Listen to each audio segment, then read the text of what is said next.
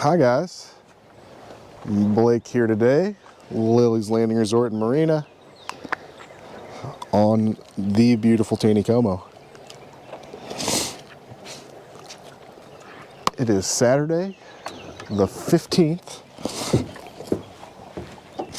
and we're going to do the one cast. Today I boated up, starting right at Andy Williams. I'm going to get over just a little bit farther to the left here, a little closer to the bluff side. And we are going to start off drifting a jerkbait.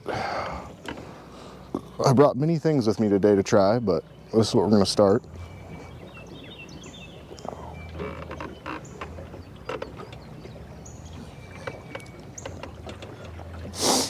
I'm starting just a little bit below Andy's because if you start all the way up behind the island, the way the water moves through there, it's kind of hard to get a good drift started. So we're about 150 yards off the island. But my rig today, we've got a sliding size 12 snap swivel with 1/8 ounce weight, size 12 barrel, about 3 foot of 4-pound. And since Darren set this one up, I'm going to go with fluorocarbon. And that is it's a little 2.5 inch stick bait, kind of shad-esque, kind of a see-through silverish white. I forget which company makes this again, but we do sell it up in the shop. And we just remove the belly hook from the bottom of that floating jerkbait. Get it down. It's probably 8:30, 8:45 in the morning. We got cloud cover, 30 and 40% chances of rain starting now, and I think this afternoon sometime we might have some thunderstorms. I don't think it's going to be anything that lasts very long, but they are calling for it.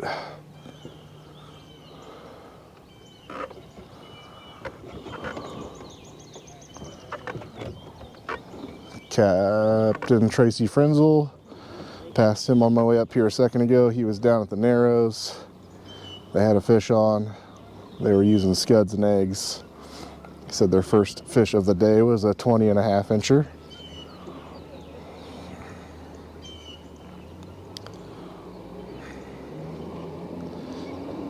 Captain Tony Weldley was throwing jigs. They just got started, so they'd already caught one.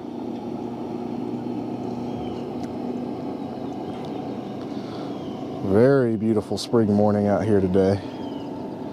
Already in the low 60s to start the day.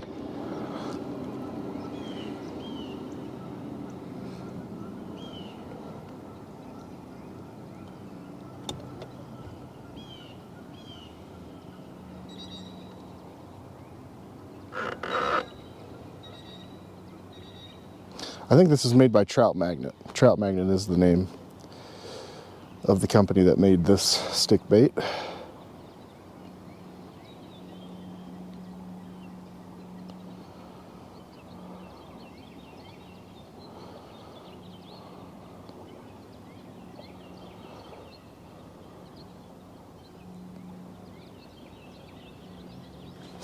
I'm thinking I already drug up some moss though. I'm not getting a real good feeling on the bottom here. So I have to say no fish on the first cast and pull this in and give it a check. Sure enough, now that the water temperature up on Table Rock is warming up, we are starting to get a little bit more moss. And if this thing gets mossed up again pretty quickly, we're going to switch methods because that won't do. And it looks like they may be fluctuating the water on us. There's a little 8 inches of drop on the bank over here. And anytime they fluctuate the water even a little bit, it stirs the moss around. So it looks like that may be what happened. And if that's the case, we'll be switching to something else.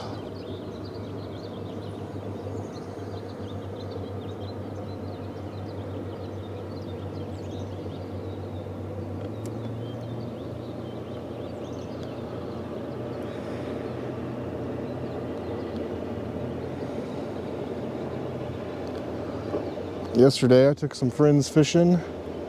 We went from about 2 to 5. The first couple hours were pretty slow. They had just fluctuated the water again. The fish were a little grumpy, and even the ones that did bite were not holding on for very long. But somewhere in the 4 o'clock area, after they had got situated, they started opening up their mouths again, and we did wind up catching a brown, and we caught a trophy rainbow, and we were also dragging scuds and eggs. The scuds we were using size 14 and 16, gray and tan, and the egg was the orange ecstasy egg.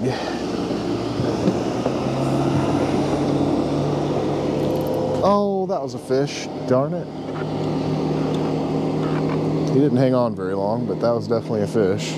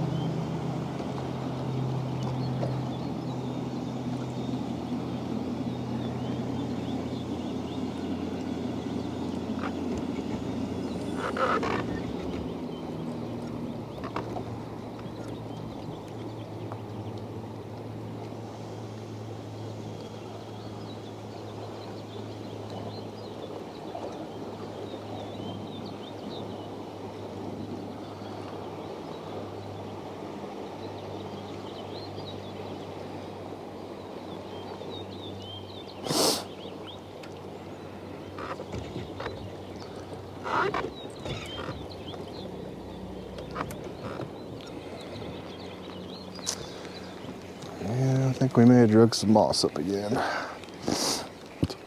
Oh yeah.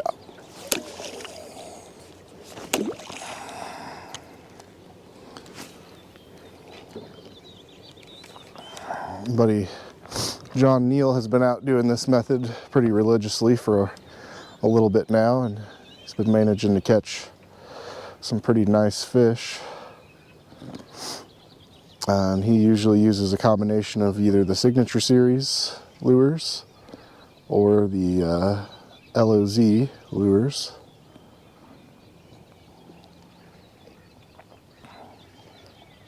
But just about any small 2-3 inch floating jerkbait, you can try them all. There's days where certain ones work a little bit better than others, but even just take out, so if you got some old floating Rapalas in your box, you could take those out and take the belly hook off of them, drift them down the lake.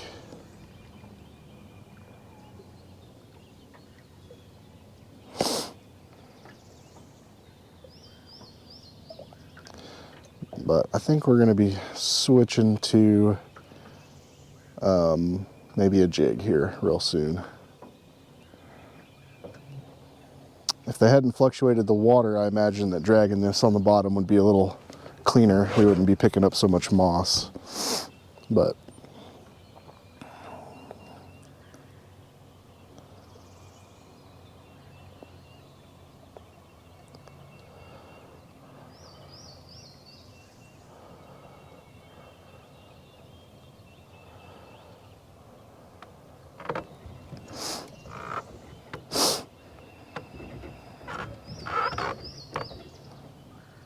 it is important to keep that line drifting straight with the boat. If it gets off to one side or the other too much, it really pulls it sideways across the bottom, and that's usually one way to pick up more moss than you want to.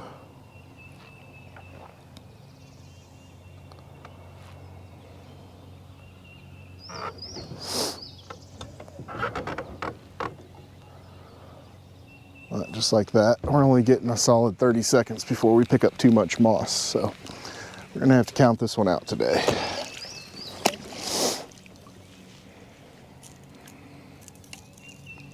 Did have one fish on there. We're gonna try jigging. I'm gonna start off with a 16th ounce. That's a sculpin and peach with a sculpin head. I think I talked to some guys that were renting boats yesterday, and they fished white jigs all day. They only caught 9 or 10 fish, but a few of them were pretty nice. This chair is wobbly.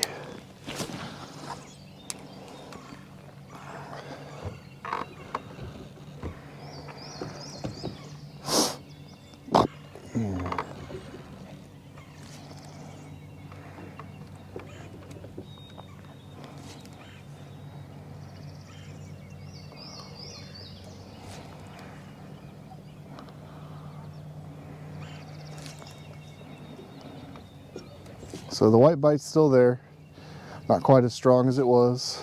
It's been just about a full week since the floodgates, actually it has been exactly a full week since the floodgates went off.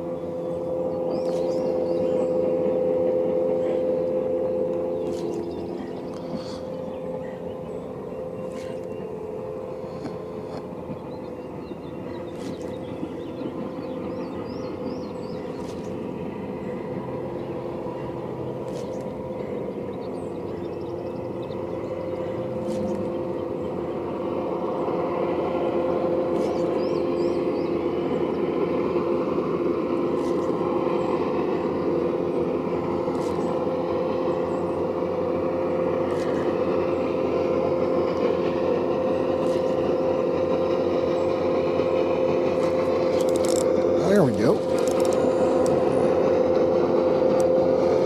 That might be a little heavier of a fish there. Can't quite tell he's fighting good.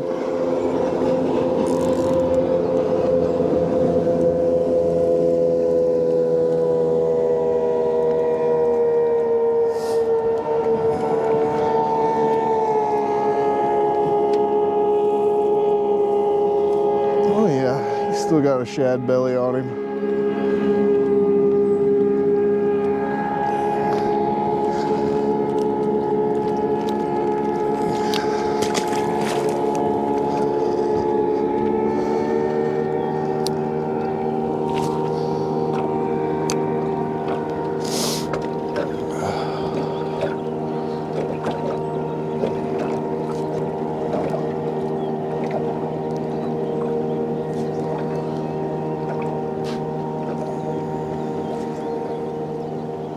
So some of the jig colors I picked out to bring out here today, since I think, oh, there was one right there. Since I think some of the fish are probably starting to key in on some other stuff other than white, I brought an all black jig. It was a lot cloudier when I was setting up my rods, and it seems like the opposite way of thinking, but the dark silhouette actually on a dark day creates more of a silhouette in the water than something light colored.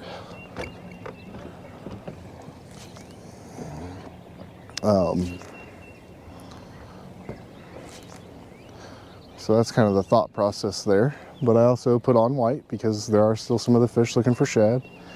And I put on black and white, always a good color. That black and white just kind of covers both silhouette zones, the light and the dark, contrast. And it also imitates many bait fish, dark top with light bellies.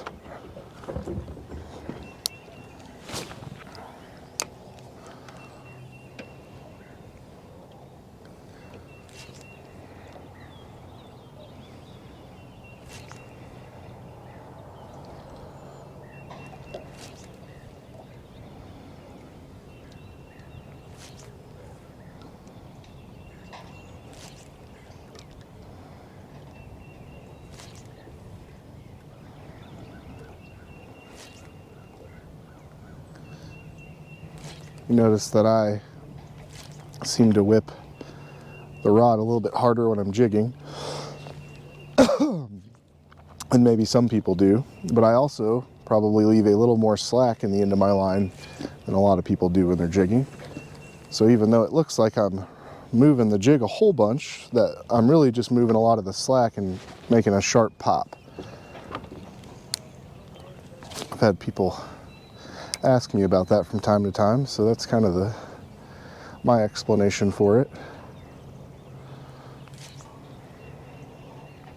If I was keeping a tighter line, I could do a smaller jigging motion and still kind of move it up off the bottom about the same distance.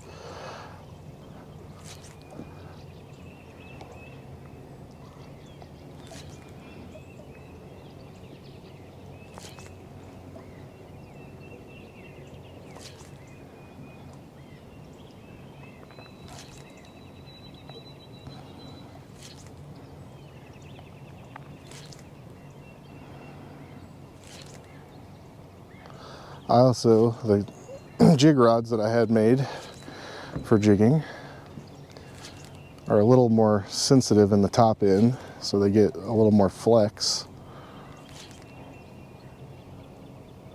which creates the illusion that it is being popped harder. There's another fish.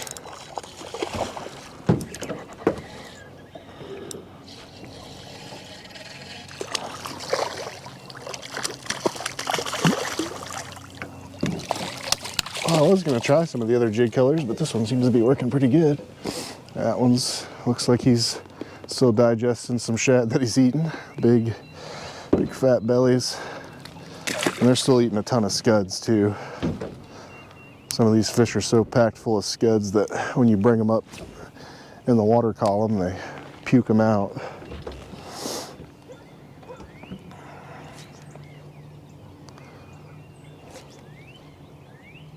There was another bite right there.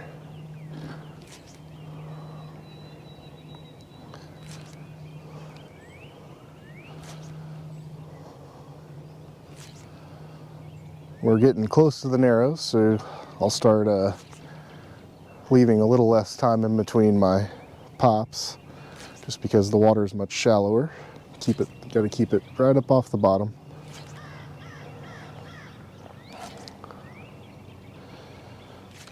Oh, there's another one. Oh, he's gonna run underneath the boat.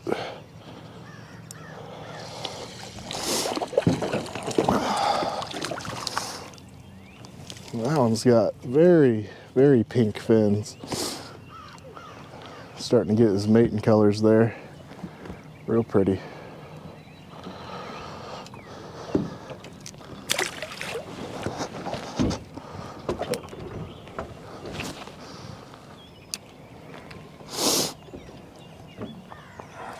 I'm actually running down the channel with the boat and fishing up onto the gravel bar here at the moment. There was another one. Okay. Jig bite coming alive.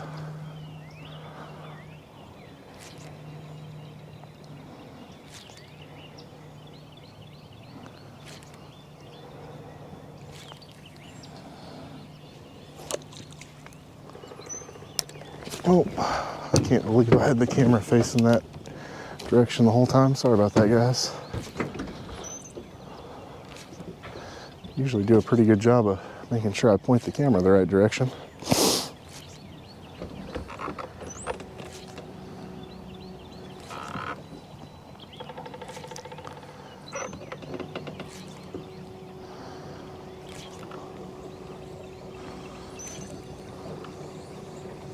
I'm going to turn the boat the other way and we're going to fish into the channel for a second.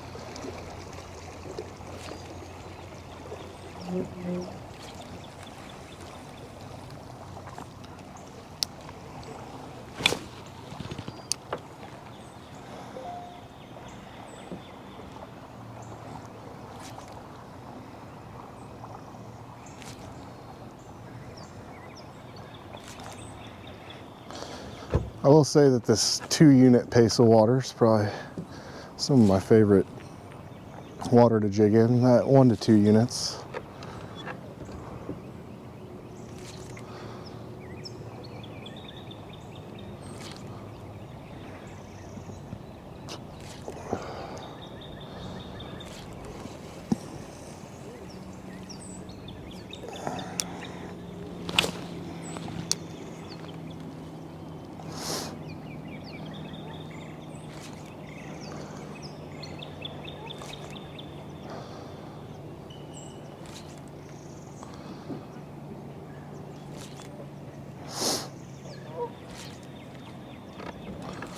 There's a little midge hatch going on over here in this eddy.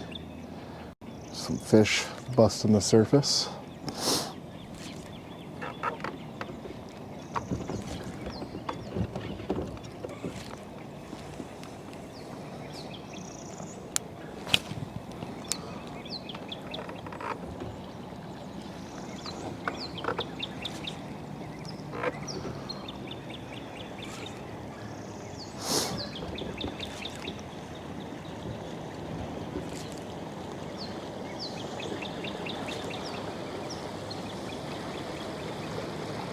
Alright, we're going to spin the boat, or slow it down at least. Got this big eddy pocket behind this sycamore that fell over last year.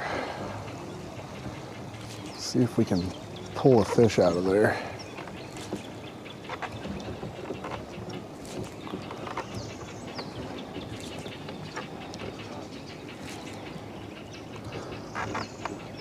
On my way up the lake, I saw a number of people working that inside edge down from Trout Hollow. They were drifting something underneath an indicator and looked like they were doing pretty well. Looked like they might have been drifting marabou jigs.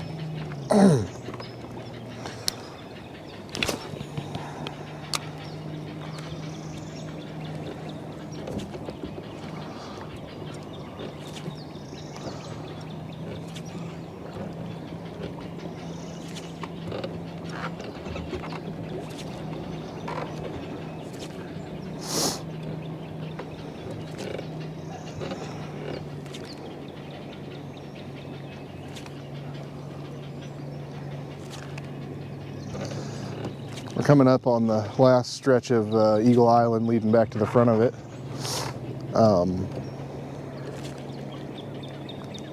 Or the end of it, however you want to look at it. I guess it depends on which direction you're coming from. This front side, starting about where this tree is, this tree down in the water, it's a big flat and it comes out to a drop off somewhere right in here. And so I'm going to just attempt to kind of run my jig from starting right there on the flat and into the drop off here. See if there's any hungry fish laying in that drop off area.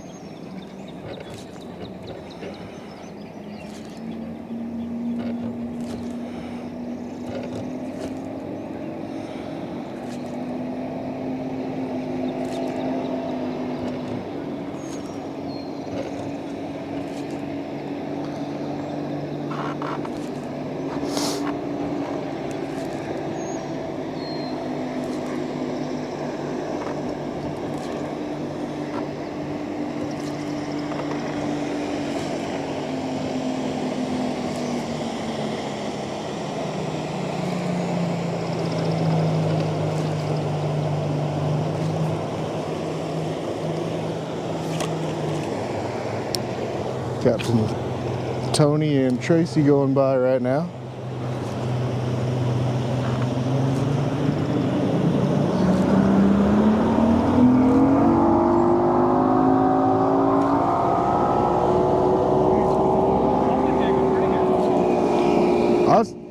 From that stretch about 100 yards before the Narrows, through the Narrows, was good for me on the jig. Sculpin and Peach with a sculpin head.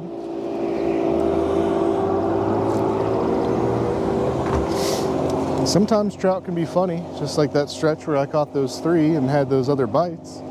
Those fish right there could be actively feeding, whereas the fish laying right here may not be. And that's a big part of fishing out here for trout, is you find a line, a section of drift where you're getting an active bite, and then you come to the next one and you're not, then your best bet is just to keep drifting the area where the fish were actively feeding. That goes for all fish really, but on most normal lakes you don't have a current taking you downstream.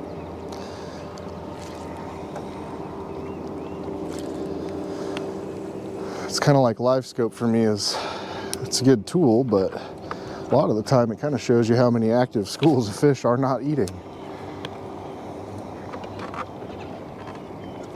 Well, we've made it to the end of Eagle Island. We'll probably call the video there today. We'll finish this cast here.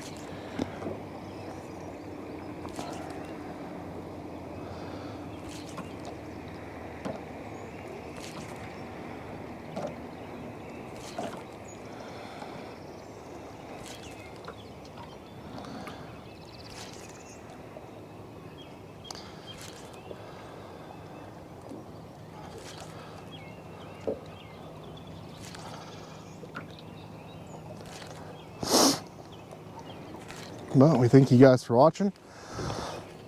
Like and share us on Facebook, and we will come out again tomorrow. Thanks, guys.